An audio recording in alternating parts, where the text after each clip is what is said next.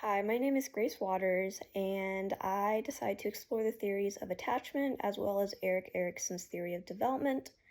And I wanted to use my nephew Amos as the lens in which to explore these theories. I took the time to sit down with my sister, his mom, to ask about how her and Steven, the dad, have been seeing Amos display these attributes or maybe not displaying them. Regarding attachment theory, I kind of went into asking her questions about his time starting preschool, as well as being taken care of by sitters or during like Sunday school and things, and just how they help facilitate those things. And then for Erikson's theory, since Amos just turned 3, he falls within Erikson's stages of autonomy and shame, as well as initiative and guilt, and just asked her about how they have been fostering those ideas into him, or maybe not, and just some of the parenting strategies they've been using. Yeah, and this is our conversation.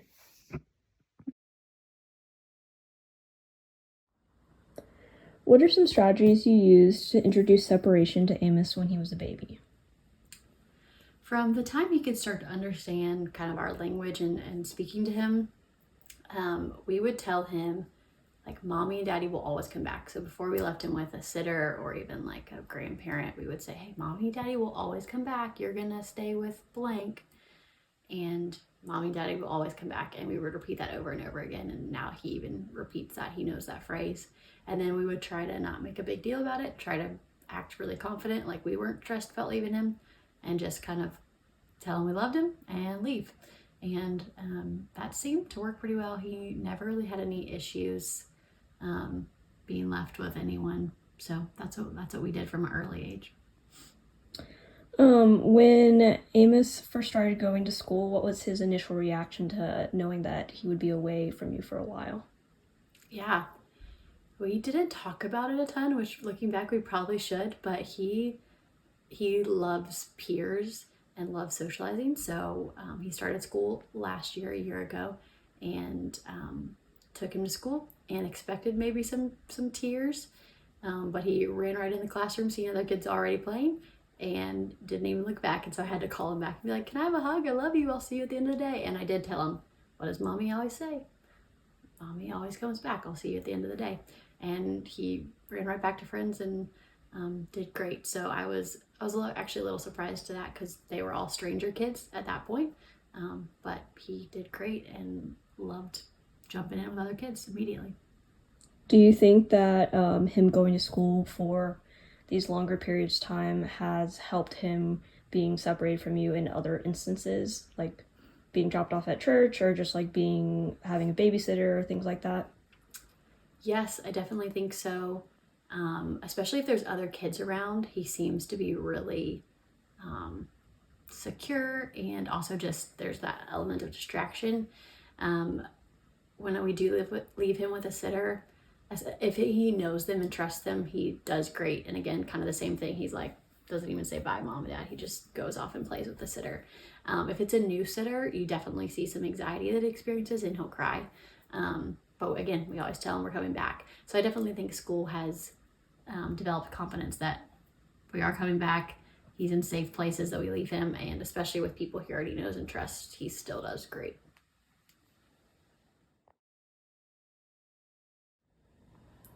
How have you, as a parent, helped Amos become more independent now that he's kind of like growing into himself and gaining a little bit more autonomy? Yeah, even though it takes a lot more time and can actually be a little bit frustrating, we've tried to give him some chores, and also if he shows interest in any type of duty or activity, let him jump in. So especially like he likes to help me cook or he likes to help me clean, and those things are both actually a lot quicker if I just do them. But we've tried to like foster that and allow him. So if I'm cooking pancakes or I'm cooking whatever, we have a little step stool we pull up beside me and he can help, and he really likes doing that. Same with like if he sees me sweeping, he'll go grab a mop or broom and want to help. So we're trying to like slow down and let him actually help. And then as far as like chores, I mean, he's only 3, but we've kind of told him like, hey, one of the things you can do as part of our family is let the dog out. So we'll ask him, hey, let Kato out in the backyard, and he goes and opens the door. And so we try to find little tiny jobs that we can just give to him. Maybe it's not on a regular basis, but so I'm sort of like, hey buddy, mom needs help right now. Would you be willing to go do blank? And most of the time, if he's not in a bad mood, he likes to take ownership of that and do that. Are there things in his life that he enjoys being more independent in than others? More than others. So what his teacher has actually told us in the class is that he actually likes to take charge of the class. He is one of the older kids in his class, but apparently he has some maybe leadership tendencies, or again, just independent tendencies where he likes to actually lead the class and, you know, kind of be the first one out for playground. Or if the teacher has said it's time to clean up, he likes to be the enforcer and go tell the rest of his classmates that they need to be cleaning up. And so he definitely has this sense that he wants to kind of lead things on his own and have some sort of own leadership. And he will often tell us that he is in charge when we're trying to tell him to do something. He says that he's in charge. So there's definitely some independence that we can see in him that he really desires and thrives on. Have there been some instances where Amos has tried to do something on his own and it didn't work out the way he had hoped? Does he usually just kind of shut down when that happens? Does he ever try to do it again? Just kind of like, what are his next steps usually? A couple of different things. One of the things, he's obviously very verbal at 3, but sometimes there's words that he can't say, and he'll get kind of embarrassed. He'll go, I can't say this. I don't know how to say this. And so we'll try to encourage him like, hey buddy, we're waiting. We're like, don't rush. Like, try to explain this to us, or we're here to help you. And he'll get embarrassed and just kind of put his thumb in his mouth and not want to talk and try to say the word.